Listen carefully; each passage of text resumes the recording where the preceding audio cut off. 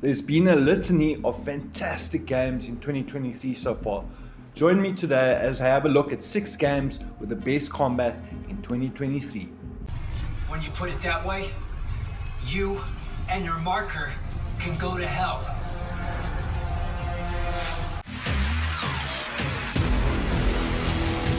So the first game on the list would have to be Dead Space Remake. And it's not because this is in a particular order, although I must say Dead Space Remake and Resident Evil 4 Remake are probably on par.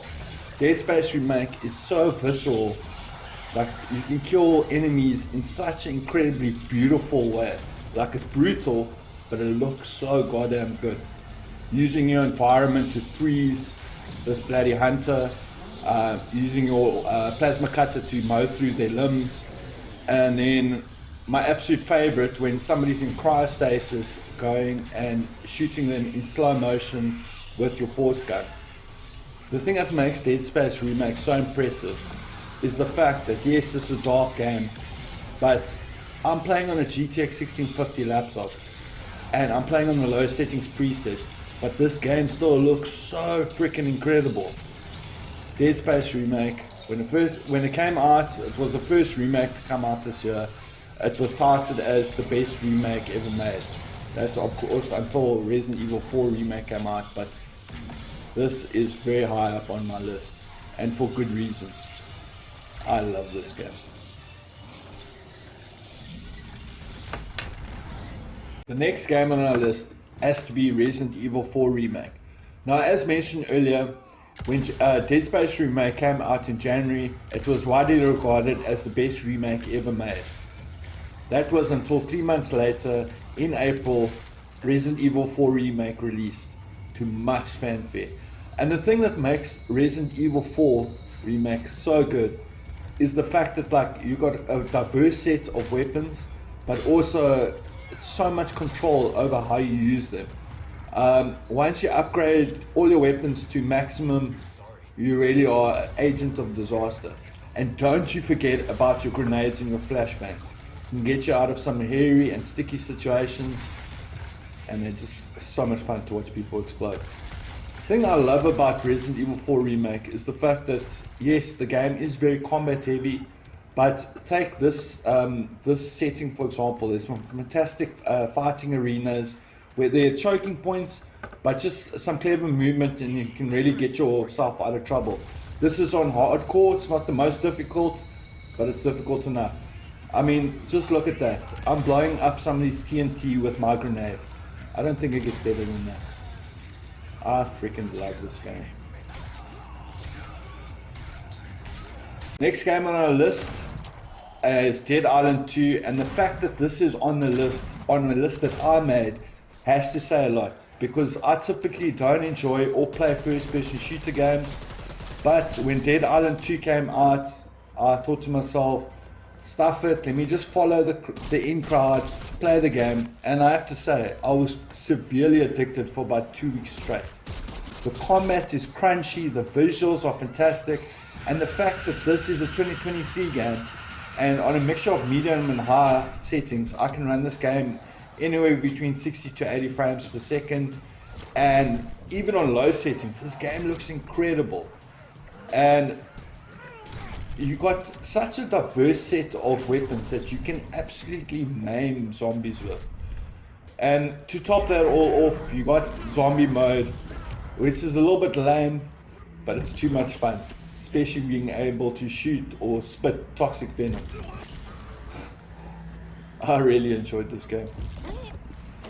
Next game on our list is Hogwarts Legacy, and I have to say, this game surprised the living shit out of me. I'm not a Harry Potter fan in the slightest. In fact, a lot of people were excited for this game. I wasn't excited for this game at all. In fact, I only downloaded and played it about a month and a half after it released. But to say that within the first hour or two I was completely hooked would be understating it. The combat is so crunchy, fun, and addictive that I sunk countless hours into Hogwarts Legacy. Seriously enjoyable, seriously fun combat. Need I say more? The second last game on this list is one that completely caught me by surprise, Returnal. So I'm not typically a fan of roguelite or pause and repeat games where you die and you come back and you do the same old routine. But considering this was a Sony release, I thought let me give it a try. And for about 5 or 6 weeks, I was completely addicted to this game. The combat is so much fun. It's not everybody's cup of tea, but once it clicks, and once you actually don't get your ass handed to you over and over and over again, you actually get so kind of lost in just trying to push yourself further, see how long you can play the game before you die. The fact that it's got like such a dark, gothic, alien type world aesthetic, married by some really impressive visuals, really don't hurt. If you haven't played Returnal before, in fact, I highly recommend that you do. It's seriously, it's an underrated gem in this game. Right, and that brings us to the last game on the list, and the one I've actually incidentally spent the least time on. It's Remnant 2. So this game has been out for I think about 2 weeks now. I only started playing it yesterday because I got completely caught up with Dead Space Remake that I just got recently. In fact, I played the whole of yesterday without knowing. I kept on getting my ass handed to me over and over and over again without knowing that you actually have a second firing mode where you can actually use your mods. I was like thinking, what the hell, the mods don't do anything. The game becomes seriously a lot easier after that. Because I'm not gonna lie, I'm playing on Survivor, and this is, but I'm playing single player. I'm not playing with anybody. I don't really enjoy multiplayer, but I was getting my ass beat. But once you start getting it, it's a lot of fun. Can't wait to sink my teeth into this game.